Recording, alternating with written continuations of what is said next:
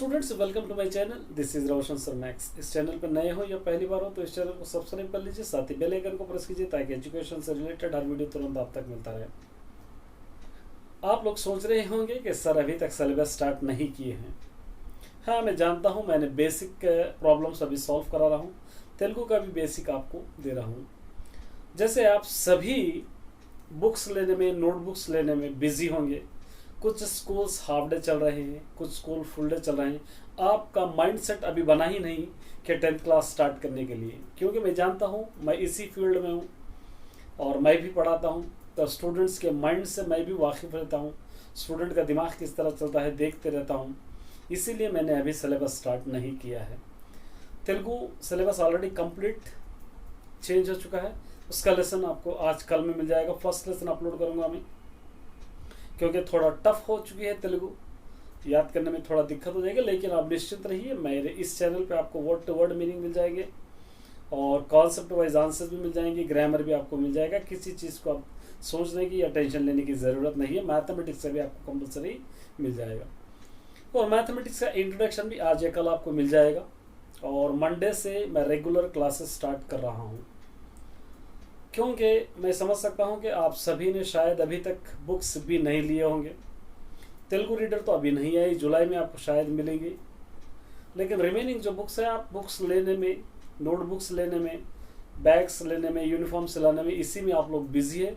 अगर मैं स्टार्ट भी किया होता तो उस तरफ किसी का तवज्जो नहीं जाता, ना ही कोई इंटरेस्ट है पढ़ने लगते। इसलिए आपके नज़र में रखते हुए, आपको ध्यान में रखते ही मैंने स्टार्ट नहीं किया। जब एक बार हम स्टार्टअप कर देंगे तो कहीं पर भी हमको रुकना नहीं है। एनुअल तक जो भी रिवीजन होता है, पॉसिबिलिटीज़ होते हैं, जैसे भी हमको आंसर्स के पॉसिबिलिटीज होते हैं, जैसे भी लेसन के पॉसिबिलिटीज़ होते हैं, सारे लेसन्स मैं एक एक करके आपको समझाते चले जाऊंगा। बस आप इस चैनल को फॉलो कीजिए तेलुगु और मैथमेटिक्स के लिए, ताकि आपको इस चैनल से बेनिफिट हो।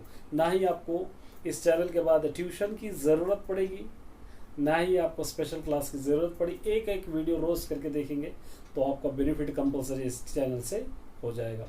बहुत सारे स्टूडेंट्स कमेंट भी करते हैं, सर हमको मैथमेटिक्स नहीं आता, हम क्या करें, हमको तेलुगु नहीं आता, क्या करें। तो देखिए, मैथमेटिक्स नहीं आने का रीज़न यही है कि बेसिक फंडामेंटल्स हमको नहीं पता है। हम 9th तक जो पढ़े हैं वो सिर्फ धीरे धीरे थोड़ा थोड़ा करके पढ़े हैं, ज़्यादा। कुछ स्टूडेंट ऐसे होते हैं कि इंटरेस्ट भी नहीं लेते, कुछ स्टूडेंट ऐसे होते हैं तवज्जो से नहीं पढ़ते, जिसकी वजह से हमको 10th में आने के बाद उस सब्जेक्ट का दिक्कत महसूस होती है।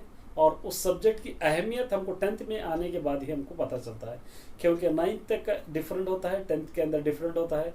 और सभी स्टूडेंट्स को ये पता होता है कि 10th के अंदर हमको दूसरी जगह पर एग्ज़ाम जाके लिखना होगा, दूसरे सेंटर पर लिखना होगा। और 9th तक तो हमको स्कूल में ही एग्ज़ाम्स थे, तो इसीलिए स्कूल में एग्ज़ाम्स रहेंगे तो हमारे ही टीचर्स होंगे, प्रिंसिपल हमारे ही होंगे। कुछ भी लिखेंगे तो हमको मार्क्स देंगे, नहीं भी लिखेंगे तो हमको प्रमोट कर देंगे, अटेंडेंस से प्रमोट कर देंगे, और टीचर अपनी तरफ से मार्क्स ऐड करेंगे। इस तरीके के बहुत सारे पॉसिबिलिटीज़ होते हैं 9th क्लास तक। लेकिन 10th क्लास में आने के बाद आपको खुद एहसास हो जाता है कि ना ही हमको यहाँ पर एक्स्ट्रा मार्क्स देंगे तो काम आ जाएंगे, ना ही हमको समेटिव असेसमेंट के मार्क्स काम आएंगे, ना ही हमको प्री फाइनल के काम आएंगे। तो इसलिए फोकस लगाकर आप पढ़ने की कोशिश करते हैं 10th क्लास में, क्योंकि आप महसूस करते हैं कि दूसरी जगह पर लेकर एग्ज़ाम लिखना होगा, वहाँ पर डिफरेंस टीचर्स होंगे, डिफरेंस स्कूल होगा, सारा एनवायरनमेंट वहाँ का एटमॉस्फेयर डिफरेंस होगा, वहाँ पर हमको जाकर लिखना है। तो ये चीज़ से, इस फोबिया से, इस डर से आप सब्जेक्ट पे इंटरेस्ट देने और पढ़ने में लगते हो।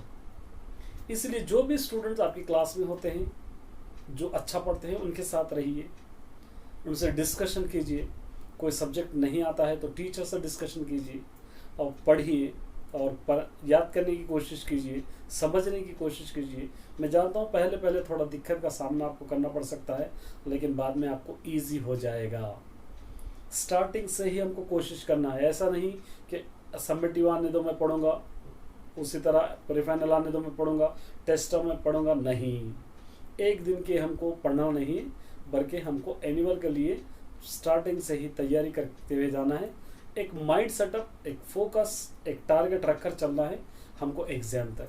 तो इसीलिए स्टार्टिंग से यहीं से अगर मेहनत करेंगे तो आगे का रास्ता आसान होगा। यहीं पर अगर मुश्किल हो जाएगी तो आगे का रास्ता भी हमको बहुत मुश्किलात का सामना करना पड़ता है। उम्मीद करता हूँ कि आपको समझ में आ गया होगा। मेरे साथ दीजिए, मैं आपका साथ दूंगा, एक दोनों मिलकर इस पड़ाव को हम पार करेंगे। और 10th क्लास उतना टफ भी नहीं है, अगर आप स्टार्टिंग से पढ़ते हैं तो इतना ज़्यादा मुश्किल भी नहीं है।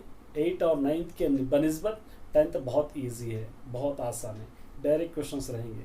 आपको समेटिव असेसमेंट, फॉर्मेटिव असेसमेंट जो टफ क्वेश्चंस आते हैं उससे इजी एनुअल में आते हैं, क्योंकि गवर्नमेंट ये नहीं चाहती कि कोई स्टूडेंट फेल हो, गवर्नमेंट ये नहीं चाहती कि स्टूडेंट को टफ दिया जाए, सभी स्टूडेंट को आसान दे रहे हैं। तो इसीलिए स्टार्टिंग से कोशिश कीजिए। जो सब्जेक्ट नहीं आता उसका आप कहाँ पर आप मिस्टेक कर रहे हैं, ये सब्जेक्ट नहीं आने का रीज़न क्या है, उसको जड़ को पकड़ना है आपको। वो जड़ को पकड़ेंगे तो उससे झाड़ के आखिर तक पहुंच जाएंगे। अगर आप इसी तरह सोचते रहेंगे हमको टफ लग रहा है, नहीं आता, तो कभी भी नहीं आएगा।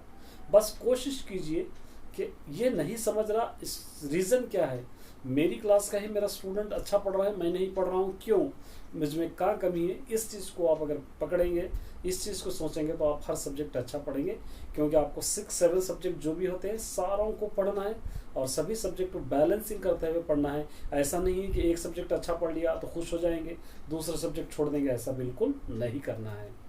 मैथमेटिक्स, तेलुगु आप मुझ पर छोड़ दीजिए। अगर आप मेरा साथ देंगे तो मैं आपको इस सब्जेक्ट्स पे पार कराऊंगा, कोशिश करूंगा कि इजी से इजी समझा सकूं, तेलुगु भी इजी से इजी वे में आंसर्स आपको अपलोड कर सकूं। आप देखिए मेरे पिछले जितने वीडियोस होते हैं, वेरी इजी वे में, टफेस्ट एक वर्ड भी आपको नहीं मिलेगा।